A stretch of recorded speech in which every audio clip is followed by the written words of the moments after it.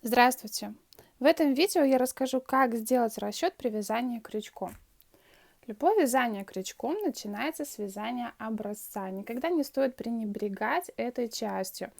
На образце вы можете посмотреть первое, как будет смотреться ваш узор. Второе, подойдет ли для этого узора крючок выбранного вами размера. Например, вы думаете, что надо связать определенный узор крючком номер 2, но видите, что не очень красиво смотрится, и вам надо взять крючок, например, 2,5 или 3. Всегда образец нужно вязать крючком именно того размера, которым вы планируете вязать основное изделие, и именно тем узором, который вы планируете для своего изделия. Образец нужно вязать всегда большой. Не надо вязать, например, 10 петель в ширину и там в высоту 2-3 ряда. Из-за этого из такого маленького образца расчеты будут не очень точными. Образец лучше связать всегда побольше, допустим, 20, 30, 40 даже сантиметров. В ширину и в высоту то же самое, 20-30 сантиметров. Пусть вы потратите немного больше времени на это, но зато, во-первых, вы увидите, как себя ведет пряжа после ВТО, и у вас получатся максимально точные расчеты при таком большом образце. Что такое ВТО? ВТО – это влажно-тепловая обработка. После того, когда вы связали образец, и вам понравился узор, вы понимаете, что для узора этого подходит крючок, который вы выбрали, вас все устраивает, вы берете свой образец и стираете его. Не обязательно его стирать в стиральной машинке, можно просто в теплой воде там, с помощью жидкого мыла его немножко постирать, потом выкрутить. Но не надо выкручивать, прям вот так вот брать и отжимать. Не стоит так делать. Лучше положить на махровое полотенчико свернуть жгутиком и слегка отжать. И сушить образцы всегда нужно на вертикальной поверхности. В принципе, как и любое вязаное изделие, лучше положить его на махровое полотенчико и подождать, пока оно высохнет. После ВТО мы видим, как ведет себя пряжа. Она может деформироваться, она может растянуться, а может наоборот сесть. Поэтому обязательно проводим ВТО, чтобы потом, после того, как мы связали кофточку и постирали ее, у нас не случилось сюрприза.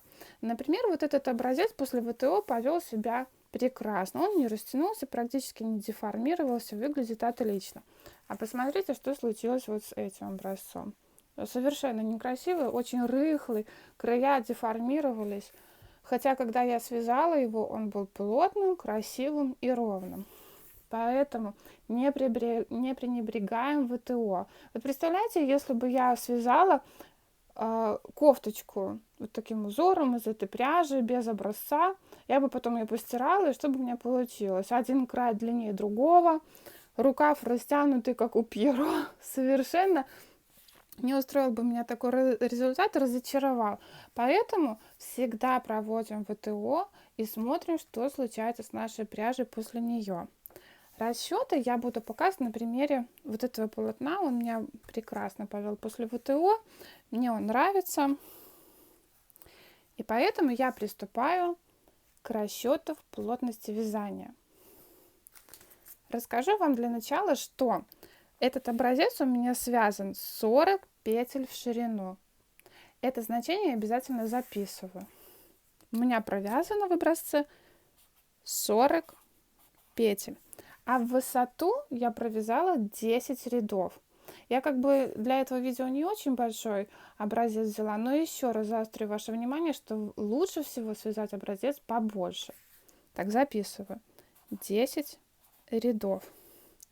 Определяю плотность вязания. Беру сантиметр и измеряю ширину своего образца. У меня получается 23 сантиметра.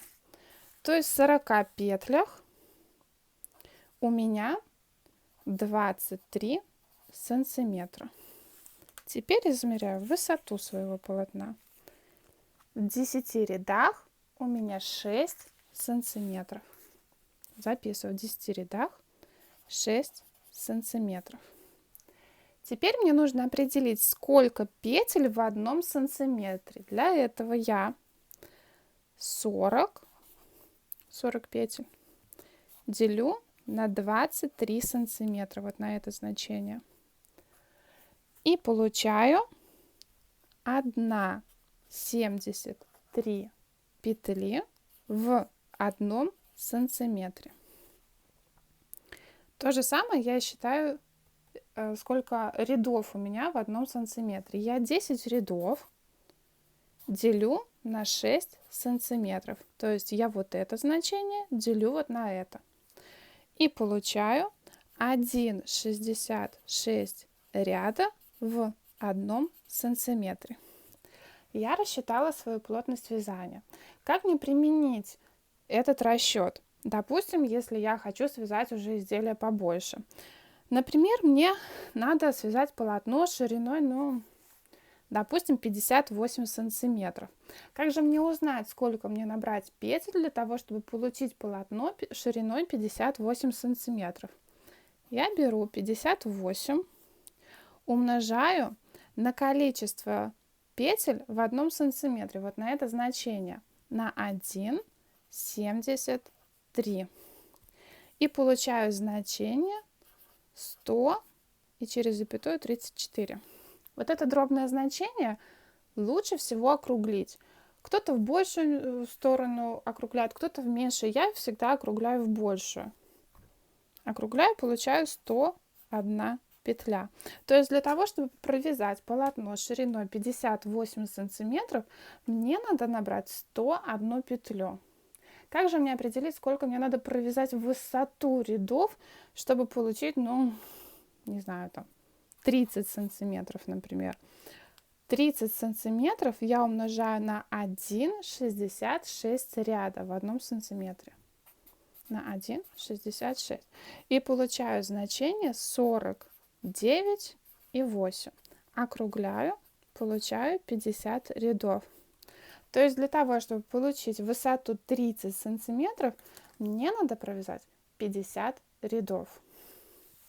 Вот такие нехитрые расчеты мы делаем, когда связали образец.